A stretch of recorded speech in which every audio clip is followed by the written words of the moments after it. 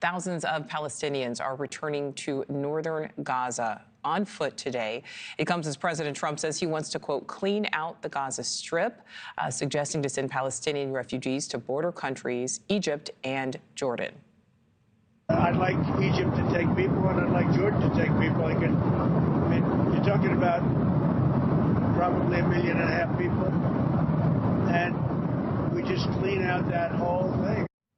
All right, so this comes as Israel reportedly claims 8 of the remaining 26 hostages, which are due to be released by Hamas as part of phase 1 of this ceasefire deal, are actually dead, with phase 2 yet to be negotiated. So joining me now, senior fellow at Defense Priorities and host of Daniel Davis Deep Dive on YouTube, retired Army Lieutenant Colonel Daniel Davis. Lieutenant Colonel, always great to see you. So this ceasefire is happening, at least as of right now. We know Palestinians are returning. What is life, though, going to look like? Where does the rebuilding and recovery even start?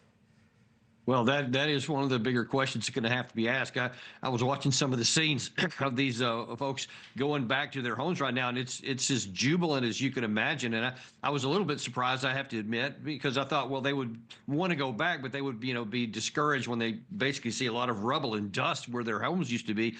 But they have been through so much, and from their perspective, just going back into their areas is a huge victory.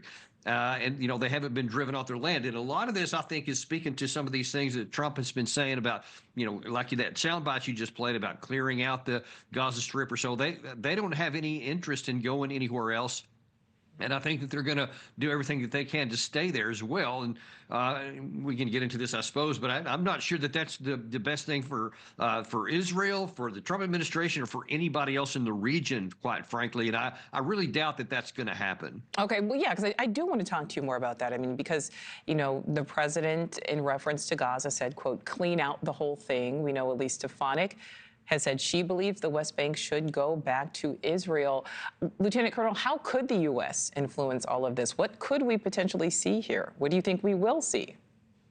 Yeah, listen, I think that if Trump and his senior advisors start getting into the nuances and the second and third order effects of various actions, I think they're going to see pretty quickly that that's not a path that we want to go down. I mean, you have first of all, just the legal issues. You have the human rights issues.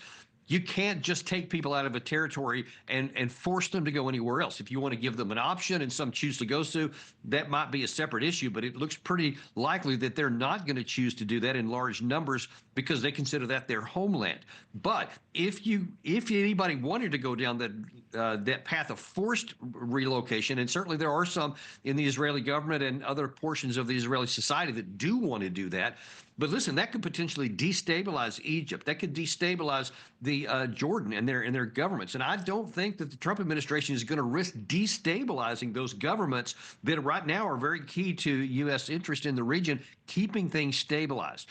President Trump has further said that the Abraham Accords are a priority for him. He wants to expand on what happened before.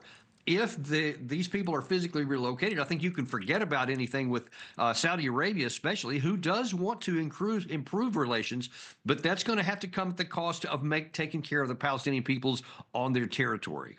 All right. So, Lieutenant Colonel, speaking of destabilizing, President Trump has also lifted, then President Biden's hold on these 2,000-pound bombs going to Israel.